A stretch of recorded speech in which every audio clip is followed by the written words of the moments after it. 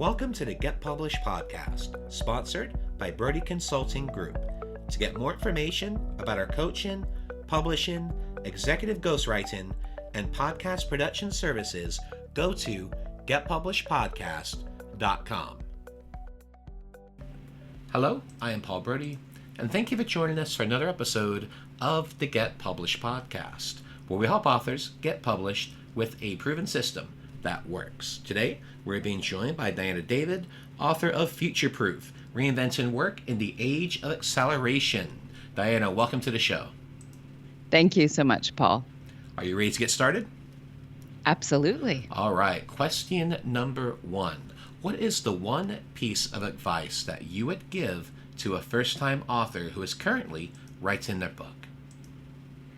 I think that somebody once said to me, why are you doing the book? And if you had to be in a bookstore and pick only one section, be that self-help or business or cooking or young adult, and only ever read for the rest of your life from that section, that should be the book that you write. Because at the end of the day, then you are going to spend 2 to 3 years generally of your life writing it, marketing it, and maybe much longer. So it's important to sort of identify what you're doing and the section, but also why you're doing it. Whether it's a story that's been in your head for decades, to market your business, to start a movement, etc. So many people have asked me since I've done my books, how do I write a book? And I really think that delving into that why do you want to write a book, helps them actually commit to what is often a very long process. And what do you feel is the hardest part about getting published? So I think that whatever part you're in seems like the hardest part, and then you go on to the next part and think, no, actually that other one was easy. I think this new thing is the hardest. That was my experience. So, for anybody who feels like that, keep going. I think if you're clear on your goals, you can go out and do what you need to do. For me, marketing was very difficult. I felt like such an imposter, despite this being my second book. But because I was very clear on what I wanted and why I did it and who I wanted to serve, it was easier to go out and market the book without feeling like an imposter. Well, speaking of marketing, I'd like for you to please share a marketing strategy that you have used in your book launch that has worked well. So my main takeaway from publishing a nonfiction book was that I published the book and then did marketing. And next time I do this, I am going to be sure to become a massive celebrity first and then publish my book. So I think that it's really difficult and you should start early on your marketing. I think that back to the why you're doing it and your audience, be very niche and very specific about who it is that you want to read the book. And then, find out where they spend their time and relentlessly pursue that. I have a fairly large LinkedIn following, so I use excerpts from my book on LinkedIn. I cultivated people that I thought would be interested and told them about it and asked them to give blurbs. So it was a sort of slow, soft sell. One of the greatest things for me as a nonfiction book writer, and even when I wrote a children's book, was going to companies for the children's books. It was schools, and having them buy 100, 200 more books and doing a talk for them.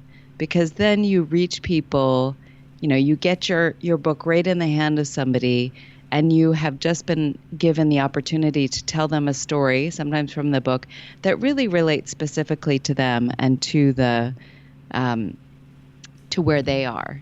And that makes them, A, they have the book, and B, they're really interested in what it has to say, and they understand how it relates to them. So in regards to going to different companies, so basically you were saying, hey, if you're willing to buy so many books here, I'd love to give like a complimentary talk on the subject. How was that broached? So sometimes people found me because of the book excerpts and the LinkedIn that I was doing, the posting. A lot of times I identified people who I knew would be interested in the topic and people that I could collaborate with. So, Future Proof Reinventing Work in the Age of Acceleration is about technology disruption, globalization, and longevity, and how it's impacting the way we work. And I partnered, for instance, on the longevity piece with a nonprofit that focuses on jobs for people who are retired. And we did a huge event, and we had 100 people show up. And we had, a great conversation. We really did a workshop from the book, and 100 people had books, and they sort of really delved into it. So I think being unconventional partnerships is one of them. Targeting companies who are interested. Mercer is interested in the future of work. Other companies are thinking about how to future-proof their employees and their staff, and they need somebody to come in and be motivational. So, and I hired a speaking agency because I had so many people who came to me. But really, I would say that the email marketing that I did, I didn't have a huge email list, just to people I knew. And the LinkedIn marketing that I did were the mainstays of that. Well, and I think one of the biggest things, too, is the fact that you specifically talked about LinkedIn, which is one area that I feel is a gold mine that not enough authors really take advantage of. They think more about Instagram or Facebook, and both those areas are great for exposure. But if you want conversion and opportunities, LinkedIn's where the party is. Yeah, I've been working and sort of being on LinkedIn for a while, and I find that that's a place where, and on a professional level, for a professional book, I connect quite well. And the number of opportunities that have come from LinkedIn have actually been pretty significant. So putting book excerpts or articles on LinkedIn and tying your book's concepts to other trends in the market or other articles, I think allows people access to your message that they otherwise just wouldn't know. It sort of gives them context. It goes to them where they are. Yeah, I think you're absolutely right with that. And in regards to LinkedIn, what are some of the things, some strategies that you would suggest to our listeners in regards to really making those connections? So I suppose if you're not already active on LinkedIn, of course, set up a profile. I would say on LinkedIn, putting your book up, and if it's if it is an Amazon bestseller, putting that up on it, being very clear about what the book is about, featuring it prominently. You can feature it visually in the back. My LinkedIn is Diana Wu David, so you're welcome to reference that. And really reaching out to people are in your space, who would be interested in following them, commenting on some of their posts. LinkedIn's great even in the sort of ramp up in terms of finding people. For me, I interviewed over 100 people for my book and did a lot of research. It was great for the research. It was great for primary research and finding people who I could speak to, who had certain ideas about the book even. So I would, at a very basic level, get on LinkedIn, ensure that your book is on LinkedIn, and start following people that are in your specific space. Well, let's talk about your favorite book. So what is your favorite book, and what was the number one thing that you learned from it? So I'm going to talk about my favorite book in context of writing the new book, Future Proof, because I read so much. Honestly, I'm a book junkie of all different genres. So the book that I read that really inspired me was 100 Year Life which is written by Andrew Scott and Linda Grattan, who are professors, and explained the impact of longevity on work. And it made so many things click for me in terms of how work is changing, how not just the end of life and retiring, or retiring from one job and retiring to a completely new sense of retirement. I mean, people over 55 are now the largest, fastest growing part of the workforce. But the entire rhythm of one's life, because we've been blessed over the last century with getting another 30 years of life, how it's completely changed the way we work. And weaving that in and that concept and all of their ideas into my decades of tech disruption and globalization experience really had a huge impact. It still does. I really think a lot about that book. And that's sort of, from my perspective, what I would love for my book to do, is sort of make you think in a new way and give you tools to really help and show you how to go forward.